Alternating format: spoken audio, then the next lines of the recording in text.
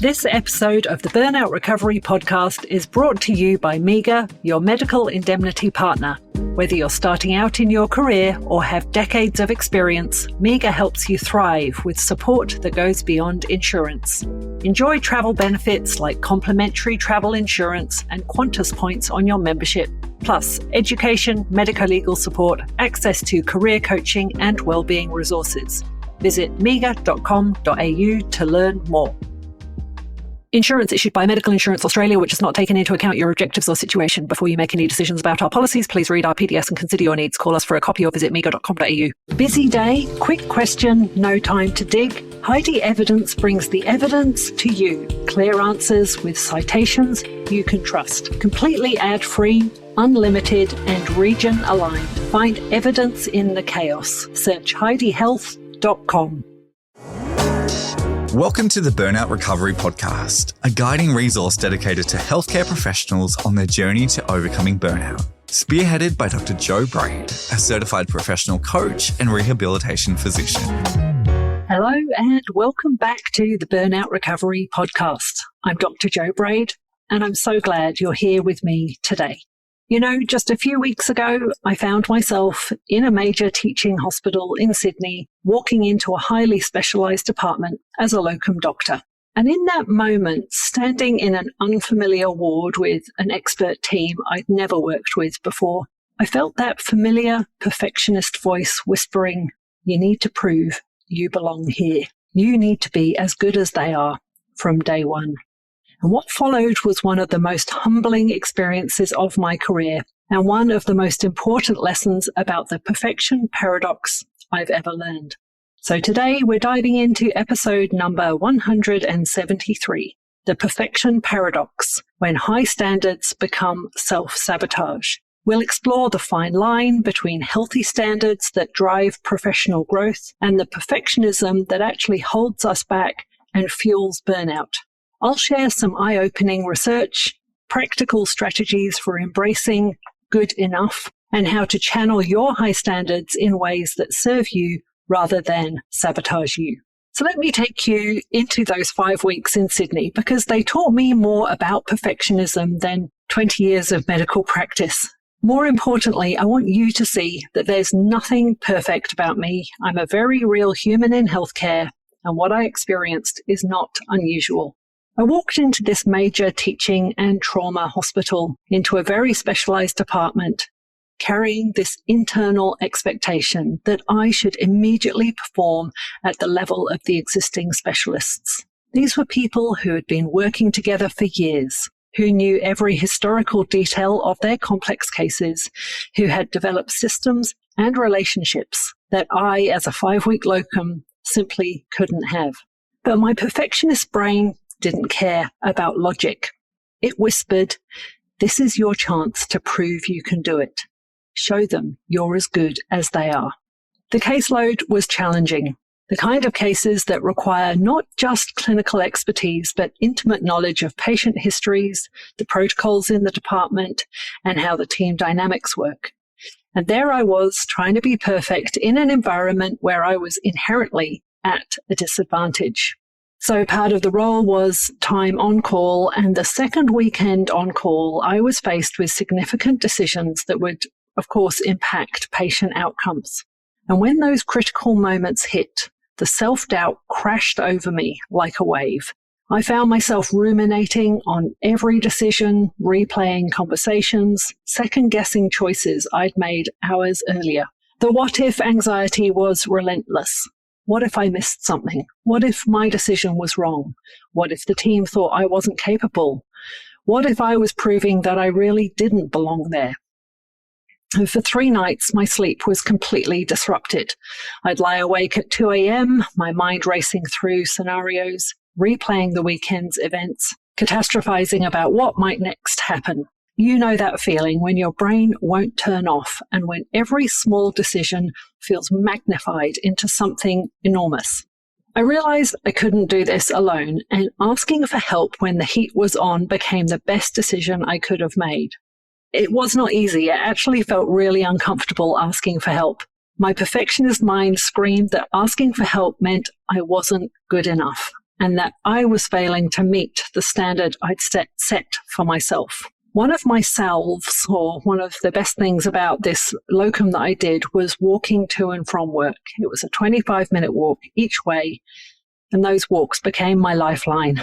Something about the rhythm of my feet on the pavement, the fresh air, the space to just breathe and observe what was going on around, and a few smiling people along the way. It helped quiet the rumination and gave me some perspective I couldn't necessarily find in the intensity of the hospital environment. So I did ask for help through the on-call weekend, but really it was after the weekend had passed and all the teams came back on the floor.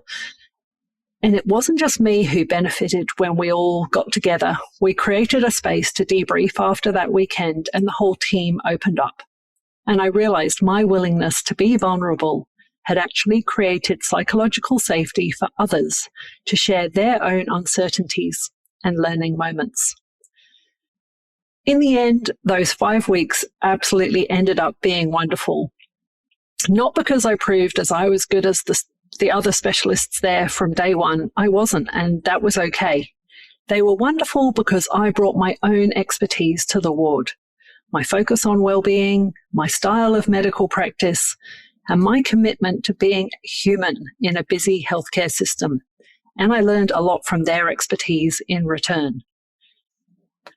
We had a beautiful wrap-up at the end of my 5 weeks, and they were keen to have me back. And I think that there was really good synergy between how we all worked together in that time, and absolutely no regrets. It was a really fantastic time that I had over there for a number of weeks. The paradox, this perfectionism paradox, became crystal clear, and my perfectionist expectations nearly sabotaged what became one of my most professionally fulfilling experiences I've had in years. And the sleepless nights, the anxiety, the self-doubt, none of that served my patients or my professional growth. So, you've heard a little bit about what came around in those 5 weeks. Let me share with you some of the research we've got around this. The research on perfectionism in healthcare is both fascinating and sobering, and it perfectly explains what I experienced in Sydney, including those sleepless nights. A landmark study published in the Journal of Occupational Health Psychology found that healthcare workers with perfectionist tendencies were 40% more likely to experience burnout symptoms, including sleep disruption and anxiety, compared to their colleagues with a more balanced approach to their work. The Stanford WellMD Center shows us that there are actually 2 types of perfectionism at play. Adaptive perfectionism involves setting high but achievable standards and being able to adjust when circumstances change. And this is actually associated with better job satisfaction and patient outcomes. This is in contrast to maladaptive perfectionism, the kind that involves rigid thinking, fear of making mistakes, and rumination over decisions. That's directly linked to increased stress hormones, sleep disruption, and what researchers call decision paralysis. And this explains exactly what was happening to me during those sleepless nights. Dr. Brené Brown's research adds another crucial layer. She found that perfectionism is not about healthy achievement and growth. It's actually a shield we use to protect ourselves from vulnerability, blame, and judgment. In healthcare settings, this shows up as being unable to ask for help, ruminating over decisions, and trying to prove ourselves rather than focusing on patient care. The neuroscience is equally compelling. When we operate from a perfectionist mindset, our brain remains in a constant state of threat detection. The amygdala stays activated, flooding our system with stress hormones that not only impair our cognitive function, but also disrupt our sleep cycles and our ability to process emotions effectively. Research from the Mayo Clinic shows that healthcare professionals who learn to distinguish between excellence and perfection report 35% less emotional exhaustion, better sleep quality, and significantly higher levels of professional fulfillment. They also showed willingness increased willingness to seek help when needed. And that's exactly what transformed my Sydney experience. So let's talk about how to navigate this paradox over the pillars of sleep, support, mindset, and movement, plus some specific tools. Sleep. This really became crucial during my Sydney experience. Perfectionist thinking intensifies when we're sleep deprived, but perfectionist anxiety also disrupts our sleep, and it's a really vicious cycle. When I noticed my sleep being affected by rumination, this little practice did help. Writing down 3 decisions I made that day that served my patients well, no matter how small. And this really helped quiet the what-if voice that was keeping me awake. Support. My Sydney experience taught me that asking for help certainly isn't a sign of inadequacy. It's professional maturity. But here's the key. Identify your support network before you're in crisis. Don't wait until you're lying awake at 2 a.m. to figure out who you can reach out to. And I have got a big support network around me, both within the hospital and certainly outside of the hospital as well. And I'd encourage you to have a wide network as you can of your support network too. Mindset. The reframe that saved my Sydney experience from shifting from, am I good enough, to how can I contribute to the best possible patient outcomes? When you're ruminating over decisions, ask yourself, did this decision serve my patient's well-being? If yes, the rumination is just anxiety, not useful reflection. Movement. Those 25-minute walks to and from work became my lifeline. Movement literally helps reset our nervous system when we're caught in perfectionist loops. It doesn't have to be intense, just rhythmic movement that gets you out of your head and into your body. Okay, and then I've got a few more little practices for you. The good enough for now practice. When perfectionist anxiety hits, ask yourself, is this decision good enough for now with the information I have? Often we're trying to make perfect decisions with imperfect information, which is impossible. And here's a sleep hygiene tip. Keep a notepad by your bed, and when your mind starts racing through the what-ifs, write them down. Tell your brain, I've captured this, I'll deal with it tomorrow. This helps create closure so you can sleep. As we wrap up today's episode, I want you to sit with this question.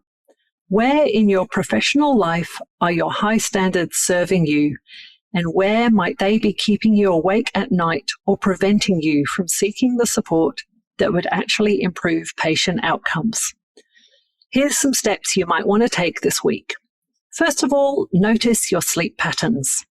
If you're lying awake ruminating over work decisions, that's your perfectionist brain in overdrive. Try the bedside notepad technique. Capture those thoughts so you can let them go. Secondly, today, identify one person you could reach out to when perfectionist anxiety hits. Don't wait until you're in crisis. Have this conversation now. And in Australia, we're lucky to have a Doctors for Doctors Healthline. There are other support lines, including Lifeline and more through the healthcare system as well. I'll list some of them in the show notes below. Thirdly, build movement into your day, especially when you're facing challenging situations. Even a 5-minute walk can help reset your nervous system and give you some perspective. I'd love to hear how these tools and tips that I've shared today resonate with you. Maybe you'd like to share your insights with one trusted colleague this week. Sometimes admitting our humanity gives others permission to be human too. Remember, you're not alone in this journey, and if you're looking for a community of healthcare professionals who understand these challenges, I invite you to join us in the Healthcare Leadership Hub on School, where we continue these conversations and support each other in creating sustainable, fulfilling careers. Link is in the show notes.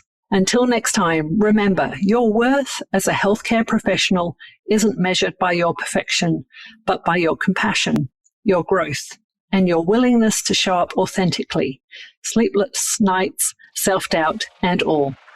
Take care of yourself. You matter. Ready to take the next step in your burnout recovery journey? Visit drjobraid.com for free resources, all 150 plus podcast episodes and information about my keynote speaking. Links are in the show notes. Your well-being matters. Protect the asset that is you. You know those moments where you're between patients, everything's moving fast, and you just want to double-check something without falling down a rabbit hole? Heidi Evidence helps you to get to a clear answer with citations you can see pulled from trusted guidelines, research, and even your own uploaded docs. It's completely ad-free, no sponsored results, no weird ranking, and it's unlimited, region-aware, and fits into the workflow you're already using. It supports your clinical judgment. You stay in control. Find evidence in the chaos. Search HeidiHealth.com. Be your best you. Rely on MEGA for your protection and support, serving doctors for over 125 years through insurance, education, medical legal advice, and member benefits designed to help you thrive and succeed. Insurance issued by Medical Insurance Australia, which has not taken into account your objectives or situation. Before you make any decisions about our policies, please read our PDS and consider your needs. Call us for a copy or visit mega.com.au.